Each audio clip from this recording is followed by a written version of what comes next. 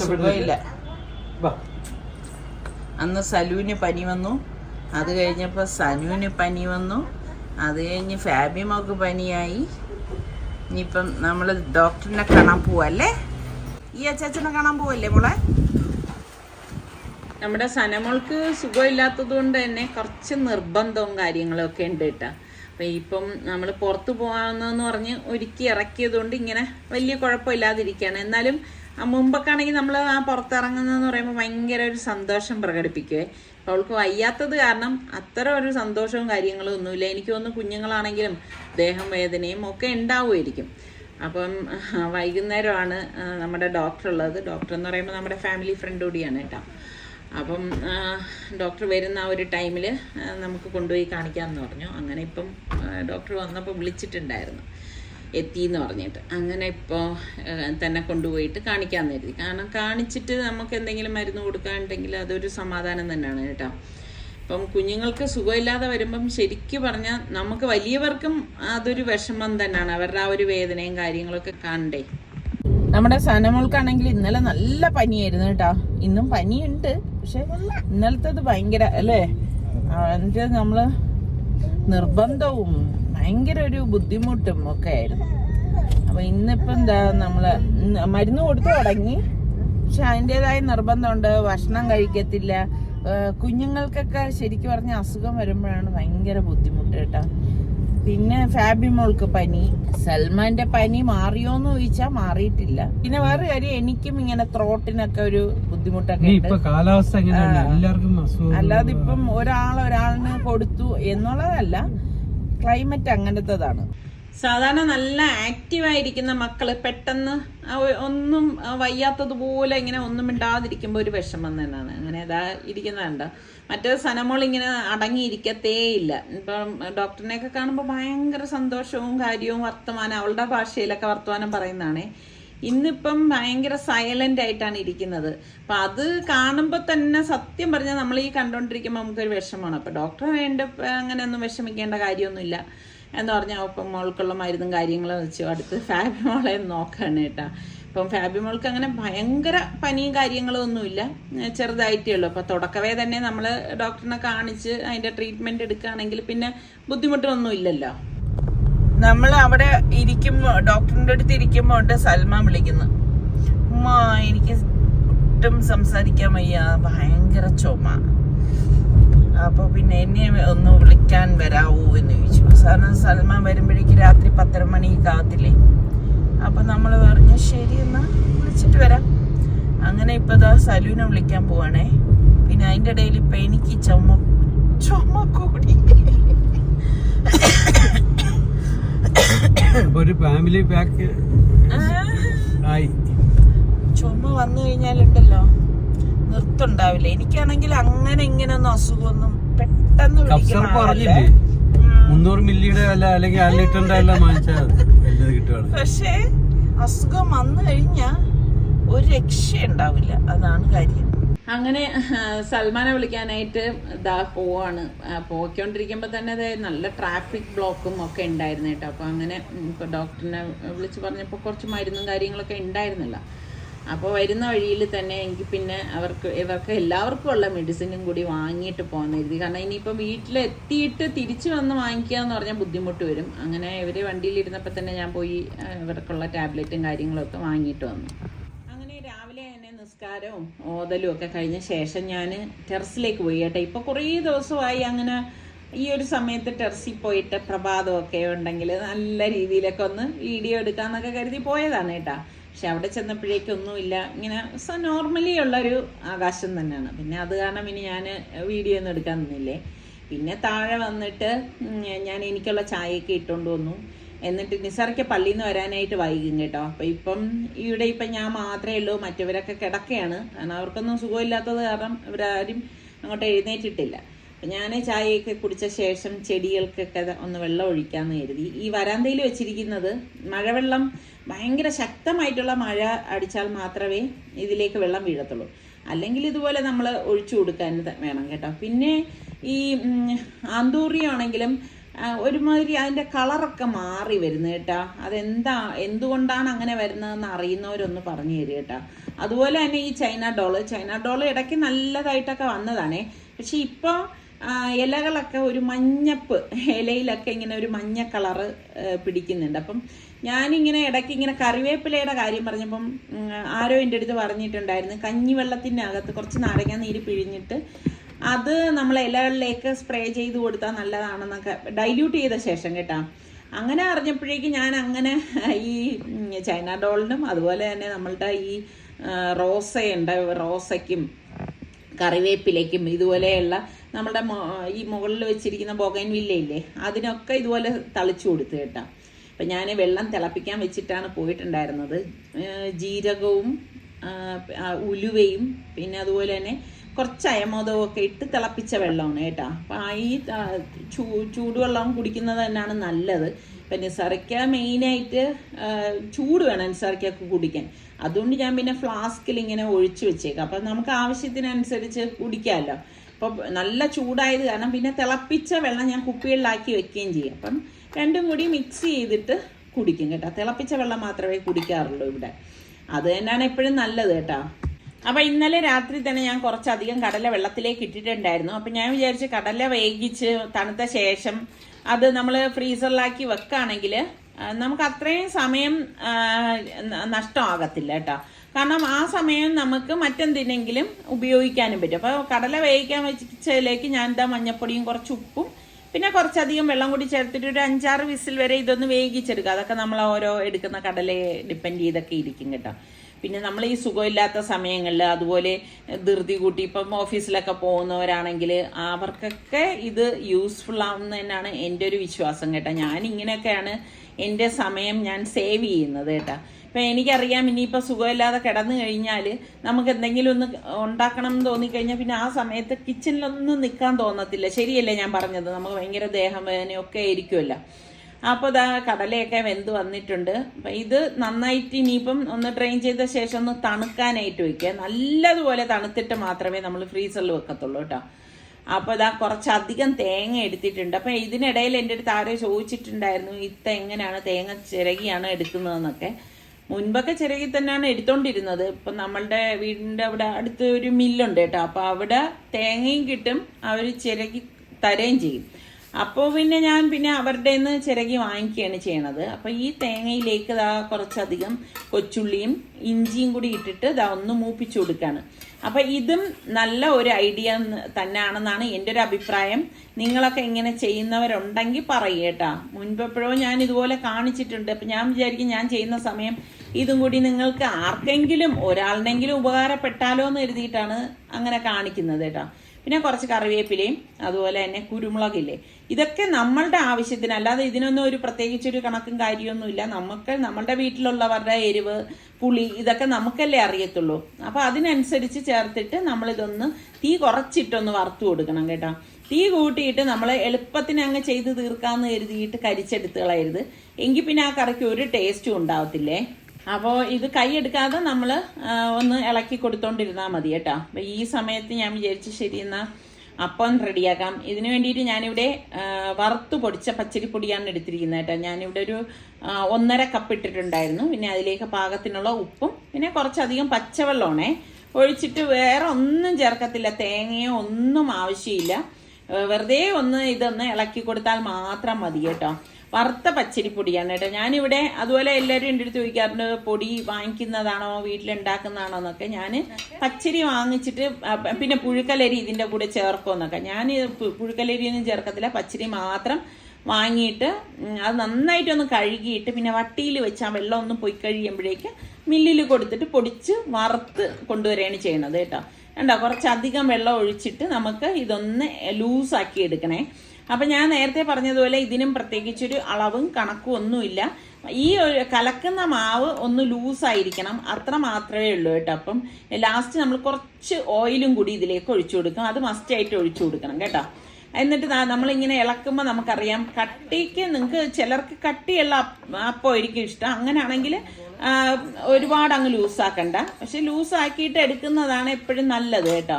അപ്പം ഇതിനിടയിൽ ഞാൻ ചെയ്യുന്നുണ്ട് ഒരറ്റത്ത് നമ്മളുടെ തേങ്ങ ഇങ്ങനെ വറുത്ത് കൊടുത്തുകൊണ്ടും ഇരിക്കുന്നുണ്ട്. ഈ തേങ്ങ വറുക്കൽ എന്ന് പറഞ്ഞാൽ ഒരു പണി തന്നെയാണ് അല്ലേ.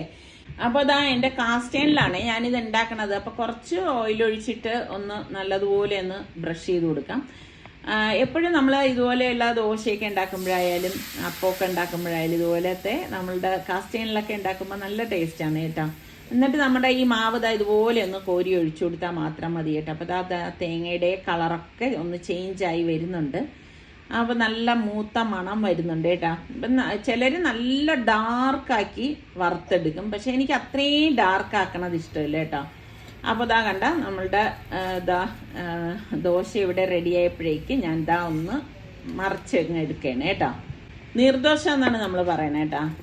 അതായത് ഒരുപാട് വെള്ളം ചേർത്തുള്ള ദോശയ്ക്കാണ് നീർദോശ എന്ന് പറയുന്നത്. എന്നിട്ട് അടുത്ത് നമ്മൾ ഇതുപോലെ തന്നെ ഉണ്ടാക്കുന്നതിന് മുമ്പ് കുറച്ച് ഓയിലൊന്ന് ബ്രഷ് ചെയ്ത ശേഷം ഇതുപോലെ മാവ് കോരി ഒഴിച്ചാൽ മതി. ഈസി ആയിട്ട് ഇളകി കിട്ടും കേട്ടോ. അപ്പോൾ നമ്മളുടെ തേങ്ങ ഒന്ന് വറുത്ത് വന്ന ശേഷം നമുക്കിതിലേക്ക് ഞാനിപ്പോൾ ഇതിലേക്ക് ഒരു 4 ടേബിൾ സ്പൂണോളം മല്ലിപ്പൊടിയും അതുപോലെ തന്നെ നമ്മളുടെ ഗരം മസാല പൊടി 1 ടേബിൾ സ്പൂൺ, പിന്നെ കാശ്മീരി ചില്ലി പൗഡർ ഉണ്ടല്ലോ അതൊരു 3 ടേബിൾ സ്പൂൺ ഇട്ട് കൊടുക്കുന്നുണ്ട്. പിന്നെ 1 ടേബിൾ സ്പൂണോളം മഞ്ഞൾപ്പൊടിയും 1/2 ടേബിൾ സ്പൂണോളം പെരിഞ്ജീരകം വറുത്ത് പൊടിച്ചതും കൂടി ഇട്ടിട്ട് എല്ലാം ചേർത്തിട്ട് ഒന്ന് വറുത്ത് കൊടുക്കാം. പിന്നെ പൊടികൾ ചേർത്ത് കഴിഞ്ഞാൽ പിന്നെ ഒരുപാട് നേരം ഞാനിട്ട് അങ്ങനെ വറുക്കത്തില്ല. എന്ന് വെച്ചാൽ പൊടികൾ പിന്നെ കരിഞ്ഞു പോകാനുള്ള സാധ്യത കൂടുതലാണ് കേട്ടോ. പൊടികൾ ഇടുന്ന സമയത്ത് തന്നെ തീ ഒന്ന് കുറച്ച് വെച്ചിട്ടാണ് ഇട്ട് കൊടുക്കുന്നത്. കണ്ടോ, കാസ്റ്റ് അയൺ ആണെങ്കിലും നല്ല ഈസി ആയിട്ട് തന്നെ നമുക്ക് നീർദോശ റെഡിയാക്കി എടുക്കാൻ പറ്റും. അപ്പോൾ അതിൻ്റെ ടെക്നിക്ക് ഞാൻ പറഞ്ഞുതരാം കേട്ടോ. അപ്പോൾ ഇത് കണ്ടോ നമ്മളുടെ തേങ്ങയൊക്കെ വറവ് വന്നിട്ടുണ്ട്. അപ്പോൾ അത് തണുത്ത ശേഷം ഞാൻ ഉടൻ തന്നെ ഒരു പ്ലേറ്റിലേക്ക് മാറ്റിയിട്ടുണ്ടായിരുന്നു. പിന്നെ ആവശ്യത്തിനുള്ള ഇപ്പോഴത്തേക്കുള്ളത് ഞാൻ മിക്സിയുടെ ജാറിലേക്ക് ഇട്ടിട്ട് കുറച്ച് ഉപ്പും കൂടി ചേർത്ത് ഒന്ന് അരച്ചെടുക്കുകയാണ് കേട്ടോ. ഇനി ബാക്കിയിരിക്കുന്നത് നന്നായിട്ടൊന്ന് തണുത്ത ശേഷം കണ്ടെയ്നറിലേക്ക് മാറ്റിയിട്ട് ഞാൻ ഫ്രീസറിൽ സൂക്ഷിക്കുകയാണ് ചെയ്യണത്. അങ്ങനെ വരുമ്പോൾ നമുക്ക് പിന്നെ കറി ഉണ്ടാക്കാൻ എളുപ്പമല്ലേ. കടലയുണ്ട്, വറുത്ത നമ്മളുടെ തേങ്ങയുണ്ട്, പിന്നെ അരച്ചിട്ടാൽ മാത്രം മതി. അപ്പം ഞാൻ ഒരു കടായി അടുപ്പത്തേക്ക് വെച്ചു, വെളിച്ചെണ്ണ ഒഴിച്ചു, കടുക് പൊട്ടിച്ച ശേഷം നമുക്ക് വറ്റൽമുളക് കറിവേപ്പിലയൊക്കെ ഇട്ട ശേഷം നമ്മൾ ഈ അരച്ചിരിക്കുന്ന അരപ്പ് ഇതിലേക്കൊന്ന് ഒഴിച്ചു കൊടുക്കാം. അപ്പം ഇനി നിങ്ങൾ ചെയ്യുമ്പം ഇങ്ങനെയൊക്കെ ചെയ്തു വെച്ചാൽ ഈ പ്രോസസ്സ് മാത്രമേ ഉള്ളൂ. പിന്നെ നമ്മൾ വേവിച്ച് വെച്ച കടല ഇതിലേക്ക് ഇട്ടിട്ട് മിക്സ് ചെയ്തെടുക്കുമ്പം എളുപ്പത്തിന് ഉണ്ടാക്കിയെടുക്കാൻ പറ്റുന്ന കടലക്കറി റെഡിയല്ലേ. ഇതുപോലെ തന്നെ വെള്ളക്കടല ഇഷ്ടമുള്ള എത്ര പേരുണ്ട്? എനിക്ക് സത്യം പറഞ്ഞാൽ വെള്ളക്കടലേക്കാളും ഇഷ്ടം ഈ കറുത്ത കടലയാണ് കേട്ടാ. അപ്പോൾ അത് കഴിഞ്ഞപ്പോഴേക്കും ഞാൻ ഇതിനിടയിൽ തന്നെ തുണി നനയ്ക്കാനായിട്ടൊക്കെ ഇട്ടിട്ടുണ്ടായിരുന്നു. അപ്പോൾ അത് വെയിൽ പോകുന്നതിന് മുൻപ് ഒന്ന് ഉണക്കാമെന്ന് കരുതിയിട്ട് മുകളിൽ കൊണ്ടുവന്ന് വിരിക്കുകയാണ് കേട്ടോ. അപ്പോൾ നമ്മളെപ്പോഴും നമ്മളുടെ സമയം വളരെ വിലപ്പെട്ടതാണ്. അപ്പോൾ നമ്മൾ ചെയ്യുന്ന ജോലിയുടെ കൂടെ തന്നെ നമുക്ക് ചെയ്യാൻ പറ്റുന്ന മറ്റു ജോലികളുണ്ടെങ്കിൽ അത് ഒന്ന് ചെയ്ത ശേഷം പിന്നൊന്ന് ചെയ്യാമെന്ന് വിചാരിച്ചിരിക്കരുത്. അപ്പോൾ നമുക്ക് ചെയ്യാൻ പറ്റുന്ന ആ ഒരു ഗ്യാപ്പിൽ നമ്മൾ അടുത്ത പണി ചെയ്യുകയാണെങ്കിൽ നമുക്ക് ഒരുപാട് സമയം ഫ്രീ ആയിട്ട് കിട്ടും. അതായത് ഞാൻ എപ്പോഴും പറയും, നമുക്കായിട്ട് എടുക്കാൻ ഒരുപാട് സമയം കിട്ടും. അല്ലാതെ നമ്മൾ ഒരു ജോലി തന്നെ വൈകുന്നേരം വരെ വലിച്ചഴച്ച് ചെയ്യാമെന്ന് വിചാരിക്കുമ്പോഴാണ് നമ്മൾ ആകെ ടയേർഡും ആവും, നമുക്കായിട്ടൊരു സമയവും കിട്ടത്തില്ല. ഇതിപ്പോൾ ഞാൻ എത്ര ദിവസം മുന്നേ വാങ്ങിച്ചു വെച്ച മുളകാണെന്നറിയാവോ. അപ്പോൾ അത് ഞാൻ വിചാരിച്ച് ശരി എന്തായാലും ടെറസിലേക്ക് വരാണ്, അപ്പോൾ പിന്നെ വെയിലും ഉണ്ട്, എന്നാൽ പിന്നെ മുളക് കഴുകി ഉണക്കാനായിട്ട് ഇടാമെന്നുള്ളത്. അപ്പം ഞാൻ എപ്പോഴും പറയത്തില്ലേ, ഞാൻ കാശ്മീരി ചില്ലിയാണ് ഉപയോഗിക്കുന്നത്, പൗഡറാണ് ഉപയോഗിക്കുന്നത്. അപ്പോൾ അത് ഇതുപോലെ നന്നായിട്ടൊന്ന് കഴുകിയിട്ട് വെയിലത്ത് വെച്ച് ഒരു 3-4 ദിവസമെങ്കിലും ഉണക്കുകയെ അതിനുശേഷം മാത്രമേ ഇതിൻ്റെ ഞെട്ട് കളയത്തുള്ളൂ. ഞാൻ ഞെട്ട് കളഞ്ഞേ എടുക്കാറുള്ളൂ കേട്ടോ. അപ്പോൾ പലരും എൻ്റെ അടുത്ത് ഇങ്ങനെ, ഞാൻ പണ്ടൊക്കെ മുളകുകളൊക്കെ കാണിക്കുമ്പോൾ പറയും ഞെട്ട് കളയണ്ട ഇത്താ, ഞെട്ട് വെച്ചിട്ട് ചെയ്യുമെന്ന് പറയും. പക്ഷെ എനിക്കത് എന്തോ ഒരു തൃപ്തികേടാണ് കേട്ടോ. അപ്പം ഞെട്ട് കളഞ്ഞ് തന്നെ ഞാൻ എടുക്കും. പിന്നെ നമ്മൾ ഈ മുളകൊക്കെ കഴുകുമ്പം പ്രത്യേകം ശ്രദ്ധിക്കണം, അതിൻ്റെ അകത്ത് എന്തെങ്കിലുമൊക്കെ അഴുക്കുകളൊക്കെ ഉണ്ടാവും. പക്ഷെ നമ്മൾ പുറത്തുനിന്നൊക്കെ മുളക് പൊടിയും മല്ലിപ്പൊടിയൊക്കെ വാങ്ങിക്കുമ്പം അവരിതുപോലെ ക്ലീൻ ചെയ്തിട്ടൊന്നും അല്ലല്ലോ തരുന്നത്. അപ്പോൾ ഒന്ന് നന്നായിട്ടൊന്ന് കഴുകിയ ശേഷം വെയിലത്തേക്ക് ഉണക്കാനായിട്ട് ഇടുകയാണ്. ഇതെൻ്റെ ഉണക്കണ തുണിയാണ് കേട്ടോ, മുളക് ഉണക്കണ തുണിയാണ്. അതിൻ്റെ കറ വീണാണ് അത് ആ ഒരു കളറായത്. ഇപ്പം അത്യാവശ്യം നല്ല വെയിലും ഒക്കെ ഉണ്ട്. 2 ബാച്ചായിട്ടാണ് ഞാനിത് കഴുകിയെടുത്ത് ഉണക്കാൻ ഇടുന്നത്. പക്ഷേ ഇപ്രാവശ്യം കിട്ടിയ മുളക് എനിക്ക് അത്ര ഒരു തൃപ്തിയില്ല കേട്ടോ. സാധാരണ വാങ്ങിക്കുന്നത് നല്ല, ഇത് ഒരു ഓവർ സൈസ് പോലെയും അതുപോലെ കളറിലും നേരിയ ഒരു വ്യത്യാസമുണ്ട്. ഇനി പൊടിച്ച് വരുമ്പോൾ എങ്ങനെയാണെന്ന് എനിക്കറിയത്തില്ല. എന്തായാലും നല്ല ഒരു ഉണക്ക് കിട്ടിയാൽ മതിയായിരുന്നു. കാരണം എനിക്കിങ്ങനെ പുറത്തുനിന്ന് പൊടി വാങ്ങിച്ച് ഉപയോഗിക്കണത് ഇഷ്ടമില്ല കേട്ടോ. പ്രത്യേകിച്ച് ഈ മുളക്, മല്ലി ഇതൊക്കെ ഞാൻ നമുക്ക് വീട്ടിൽ തന്നെ അത്യാവശ്യം വേണ്ട കുറച്ച്, ഞാനിപ്പോൾ ഒരു 2 കിലോ കണക്കാക്കിയാണ് വാങ്ങണത്. അത് തീരുമ്പോഴേ അടുത്തത് ഉപയോഗിക്കാറുള്ളൂ. നിങ്ങളൊക്കെ എങ്ങനെ മുളകൊക്കെ വാങ്ങി പൊടിക്കുന്നവർ തന്നെയാണോ? അതുപോലെ തന്നെ നമ്മൾ ഒരുപാട് പൊടിച്ച് വെച്ച് കഴിഞ്ഞാൽ അതിൻ്റെ കളറ് ചേഞ്ച് ആവുകയും ചെയ്യും. അപ്പം ഞാൻ ഇതിനിടയിൽ തന്നെ അരി ഇട്ടിട്ടുണ്ടായിരുന്നു കേട്ടോ. അപ്പോൾ അത് സ്റ്റീം വന്ന ശേഷം ഞാൻ വെയിറ്റ് ഇട്ടതാണ്. പിന്നെ ഇവർക്കൊക്കെ സുഖമില്ലാത്തതുകൊണ്ട് എപ്പോഴും നമ്മൾ ഇഡ്ഡലി, ദോശ അങ്ങനെയൊക്കെയുള്ള ആഹാരം കഴിക്കുന്നതല്ലേ നല്ലത്. അങ്ങനെ ഞാൻ ഇഡ്ഡലിക്ക് വേണ്ടിയിട്ട് 4 കപ്പ് ഇഡ്ഡലി റൈസാണ് ഇട്ടത്. 4 കപ്പ് റൈസിന് ഞാനിവിടെ 1 കപ്പ് ഉഴുന്നാണ് എടുത്തിരിക്കുന്നത്. മുഴുവനെയുള്ള ഉഴുന്നാണ് കേട്ടോ. അപ്പം ഞാൻ ഒരുപാട് പ്രാവശ്യം കാണിച്ചിട്ടുണ്ടെങ്കിലും ഇപ്പം ആദ്യമായിട്ട് കാണുന്നവർ വരുമ്പോൾ പിന്നും ഇതിൻ്റെ മെഷർമെൻറ്റ് എത്രയാണെന്നൊക്കെ ചോദിക്കും. പിന്നെ 1 ടേബിൾ സ്പൂണ് ഉലുവയും കൂടി ഉഴുന്നിൻ്റെ ഒപ്പം ഇടും കേട്ടോ. ഇപ്പം നമ്മൾ ഈ കാസ്റ്റ് അയൺ പാനൊക്കെ സൂക്ഷിക്കുന്നത് ഇതുപോലെയാണ്. ഞാൻ നേരത്തെ പറഞ്ഞില്ലേ, നന്നായിട്ട് കഴുകിയ ശേഷം ഗ്യാസിൽ വെച്ച് ചൂടാക്കും. ഉണക്കിയിട്ട് ഇതുപോലെ നല്ലെണ്ണ തേച്ച് വയ്ക്കുക. ചുറ്റും നല്ലെണ്ണ തേച്ച് വെച്ച് കഴിഞ്ഞാൽ നമുക്ക് പിന്നെ ഉപയോഗിക്കുന്ന നേരം എളുപ്പത്തിൽ നമുക്ക് ദോശയും അപ്പമൊക്കെ ഇളകി കിട്ടും. അപ്പോൾ ഇതിനിടയിൽ മീൻ കട്ട് ചെയ്ത് വച്ചിട്ടുണ്ടായിരുന്നു. അപ്പോൾ അത് പൊരിക്കാമെന്ന് കരുതിയിട്ട് എടുത്തതാണ്. ഒരുപാട് പീസൊന്നും ഇല്ല, കാരണം ഇവർക്കൊക്കെ സുഖമില്ലാത്തത് കൊണ്ട് ഇവർക്കൊന്നും അധികം കഴിക്കണം എന്നൊന്നും തോന്നത്തില്ലല്ലോ. ഫുഡ് തന്നെ വേണം തോന്നില്ല എന്നാണ് പറയുന്നത്. പിന്നെ ഞാൻ നിർബന്ധിപ്പിച്ചൊക്കെയാണ് ഇവരെയൊക്കെ ഓരോന്ന് കഴിപ്പിക്കുന്നത്. അപ്പോൾ അത് കുറച്ച് മീൻ ഞാൻ പൊരിക്കാനായിട്ട് എടുത്തു വെച്ചതാണ് കേട്ടോ. ശരിക്കും പറഞ്ഞാൽ നമ്മൾ വലിയവരെക്കാളും കഷ്ടമാണ് മക്കളുടെ കാര്യം എടുത്തു കഴിഞ്ഞാൽ. സുഖമില്ലാതെ വരുമ്പോഴേക്കും അവർക്കത്, കൊച്ചു മക്കളൊക്കെ ആകുമ്പോൾ അവർക്കത് പറയാനും പറ്റത്തില്ല. എനിക്ക് സുഖമില്ല, എനിക്ക് കൈവേദന, കാലുവേദന ഇങ്ങനെയൊക്കെ ആണോ നമുക്കറിയത്തില്ലല്ലോ. കുഞ്ഞുങ്ങൾ വാശി പിടിച്ച് കരയുമ്പം അതിലെന്തെങ്കിലുമൊക്കെ കാര്യങ്ങളുണ്ടാവും. അവർക്ക് എന്തെങ്കിലും വയ്യായിക, ഉള്ളിൽ വേദനയുണ്ടോ, നമുക്കിതൊന്നും അറിയത്തില്ല. ശരിക്കും ഇതാണ് കൊച്ചു മക്കൾ സംസാരിച്ചു തുടങ്ങുന്ന പ്രായമാണെങ്കിൽ ശരി നമുക്കറിയാം. അവർക്ക് അവർ പറയുമല്ലോ, ഇപ്പോൾ വയറുവേദനയാണെങ്കിൽ വയറുവേദന എന്ന് പറയും. അപ്പം ഇത് നമുക്കതൊന്നും അറിയാനും കഴിയത്തില്ല. അപ്പം ഞാൻ എന്താ കറിക്ക് വേണ്ടിയിട്ട് കുറച്ച് പുളി എടുത്തിട്ട് കുറച്ച് തിളച്ച വെള്ളം ഒഴിച്ചിട്ട് അതൊന്ന് പിഴിഞ്ഞെടുക്കാം കേട്ടോ.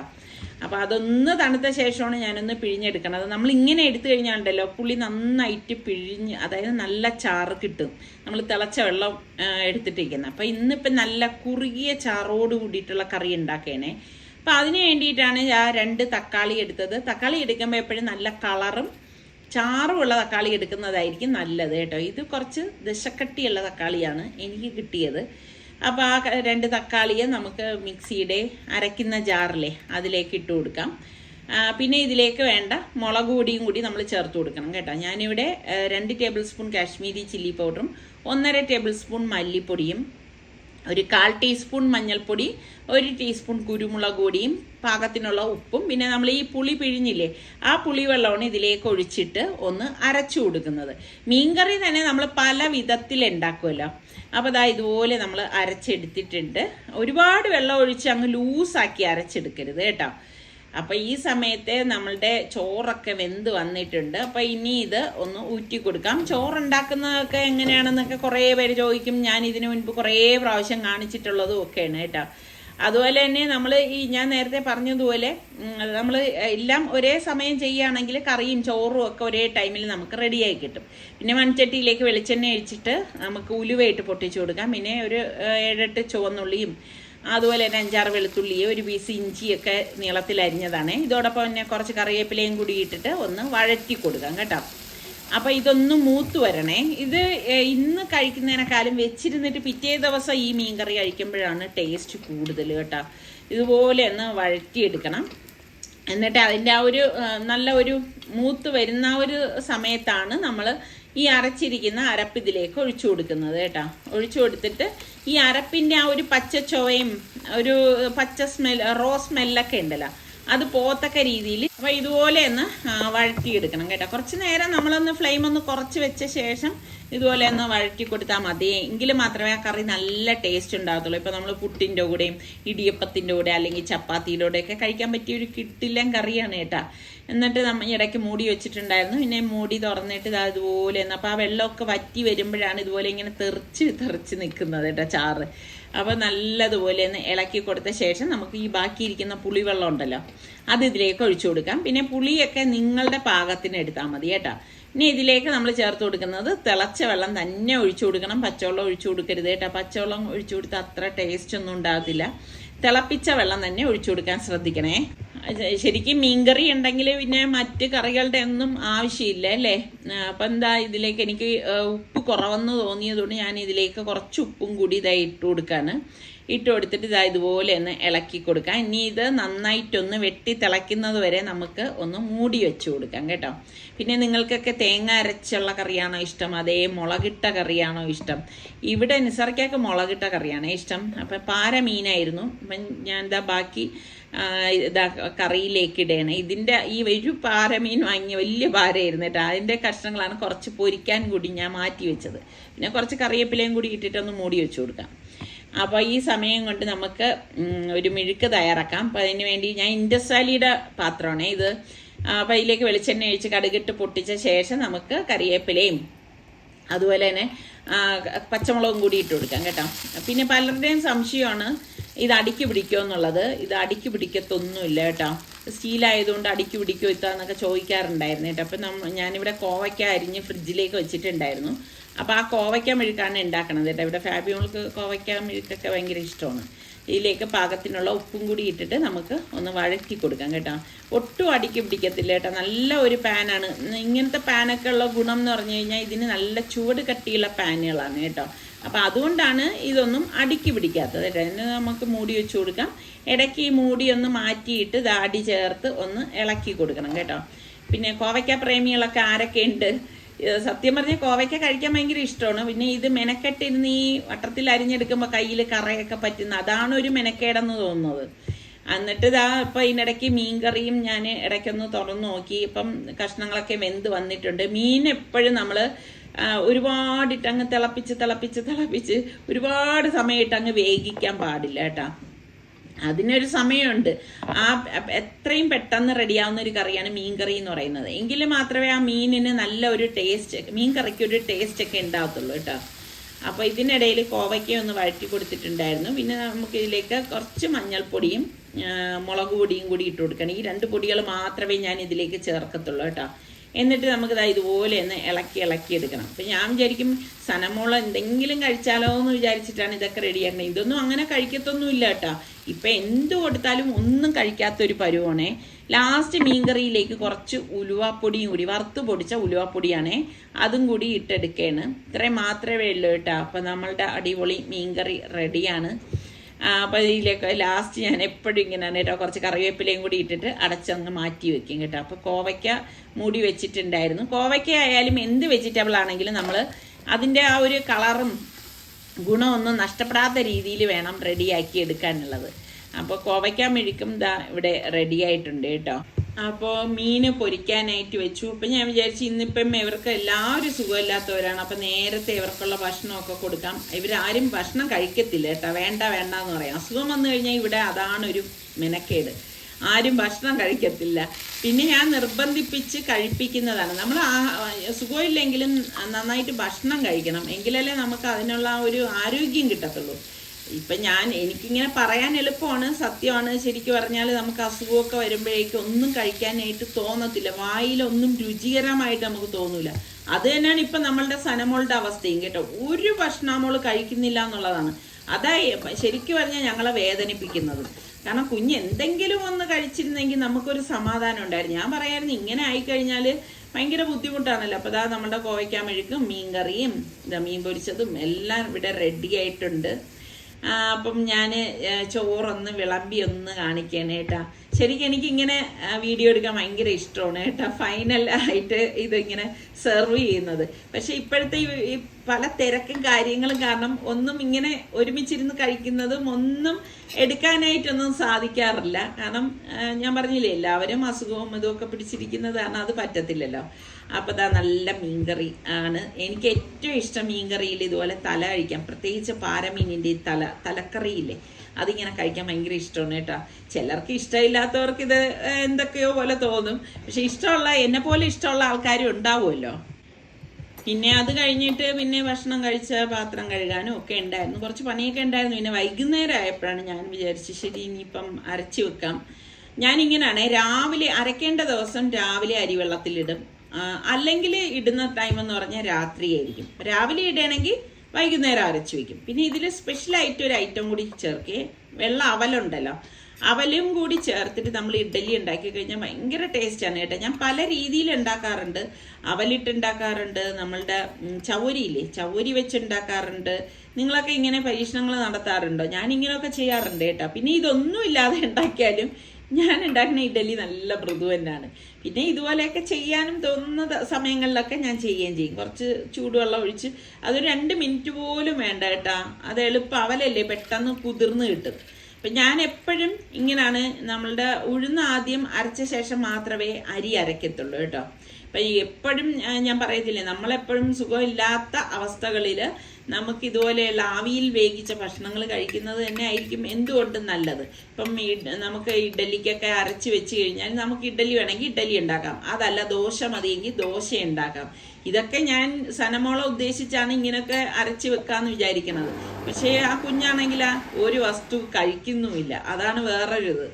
പിന്നെ അരയ്ക്കുന്നതിലും ഉണ്ട് കേട്ടോ കാര്യം എന്ന് പറഞ്ഞാൽ നമ്മൾ ആ പാകത്തിനുള്ള വെള്ളം ഒഴിച്ച് തന്നെ അരച്ചെടുക്കണം. ഇപ്പം ചിലർ എൻ്റെ അടുത്ത് ഇങ്ങനെ കമൻറ്റ് എഴുതി, ഞാൻ ഇഡ്ഡലി ഉണ്ടാക്കി എറിയാൻ പാകത്തിനായിപ്പോയെന്നൊക്കെ. ഇഡ്ഡലി അതായത് മാവ് ഭയങ്കരമായിട്ട് മുറുകി കഴിഞ്ഞാൽ ഇഡ്ഡലി ഈ നിങ്ങൾ പറഞ്ഞതുപോലെ എറിയാൻ പാകത്തിനായി പോകും. അപ്പം അത് നമ്മൾ മാവ് ഇങ്ങനെ കലക്കി എടുക്കുമ്പോൾ തന്നെ നമുക്ക് ആ ഒരു കൺസിസ്റ്റൻസി അറിയാൻ പറ്റും. ഒരുപാട് അങ്ങ് ലൂസായി പോവുകയും ചെയ്യരുത്, എന്നാൽ ഉഴുന്ന് കൂടിപ്പോവുകയും ചെയ്യരുത്. സോഫ്റ്റ് ആക്കാൻ വേണ്ടി ചിലർ ഉഴുന്ന് കൂട്ടിയിടും കേട്ടോ. അങ്ങനെ ചെയ്താലും ഇഡ്ഡലി ശരിയാവത്തില്ല. പിന്നെ ഇതിനിടയിൽ ആരോ എൻ്റെ അടുത്ത് ഈസ്റ്റ് ഒന്നും ചേർക്കണ്ടേന്ന്. എൻ്റെ റബ്ബെ, ഞാൻ ഞെട്ടിപ്പോയി. ഇഡ്ഡലിക്കും ദോശയ്ക്കും ഒക്കെ ആരെങ്കിലും ഈസ്റ്റ് ചേർക്കോ? ഈസ്റ്റോ സോഡാപ്പൊടിയോ ചേർക്കാത്ത ഒരു ഭക്ഷണമാണ് ഇഡ്ഡലി ദോശ എന്ന് പറയുന്നത്. അത് നിങ്ങൾ ചേർക്കേ ചെയ്യരുത് കേട്ടോ, അതിൽ ചേർക്കത്തില്ല. അപ്പം ഇതിപ്പം അരച്ച് വെച്ച ശേഷം കൈ നന്നായിട്ട് കഴുകിയിട്ട് കൈകൊണ്ട് തന്നെ നന്നായിട്ടൊന്ന് മിക്സ് ചെയ്യണം. മിക്സ് ചെയ്ത ശേഷം നമ്മൾ അടച്ച് വെച്ചിട്ട് പിറ്റേ ദിവസം രാവിലെ ആകുമ്പോൾ മാവ് നല്ല പൊങ്ങിയിരിക്കും. നല്ല പൂ പോലത്തെ ഇഡ്ഡലി നമുക്ക് ഉണ്ടാക്കിയെടുക്കാനും പറ്റും. അപ്പോൾ ഇതൊക്കെയാണ് നമ്മളുടെ ഇന്നത്തെ വിശേഷങ്ങൾ. അടുത്ത് നല്ല റെസിപ്പിയോ അടിപൊളിയോ വ്ളോഗോ ആയിട്ടൊക്കെ വരാൻ നോക്കാം. അതുവരെ എല്ലാവർക്കും ബൈ.